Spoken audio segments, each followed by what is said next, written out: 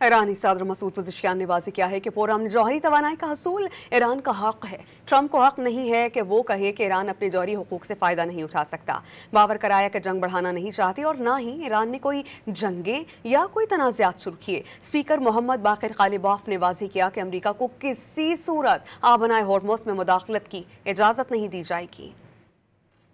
Trump کے پاس ایران کو ایٹمی حق سے محروم کرنے کا کوئی جواز نہیں۔ ایرانی صدر مسعود پزشکیان نے سوال اٹھایا کہ ٹرمپ ہوتے کون ہیں جو ایک قوم کو ان کے قانونی حق سے محروم کر دیں۔ اجلاس کی صدارت کرتے ہوئے باور کرا دیا کہ تہران باعزت طریقے سے جنگ کے خاتمے کا خواہاں ہے، صرف جارحیت کے خلاف دفاع کیا جا رہا ہے۔ اسپیکر محمد غالباف نے واضح کیا کہ امریکہ کو کسی صورت آبنائے ہرمز میں مداخلت کی اجازت نہیں دی جائے گی۔ امریکہ کے ساتھ حتمی معاہدے سے ابھی بہت دور ہیں۔ انہوں نے امریکہ کی بحری ناکہ بندی کو جنگ بندی کی خلاف ورزی قرار دیا۔ ایرانی ٹیلی ویژن کو انٹرویو میں باقر غالباف نے کہا کہ اگر آبنائے ہرمز میں ایرانی جہازوں کا محاصرہ ختم نہ کیا گیا تو اس اہم گزرگاہ سے آمد و رفت یقینی طور پر محدود ہو جائے گی۔ یہ بھی بتا دیا کہ ایران نے بارودی سرنگوں کو صاف کرنے کی امریکی کوششوں کا فیصلہ کن جواب دیا۔ در ابتدا عرض سلام دارم و احترام به همه ملت عزیز و شریف ایران۔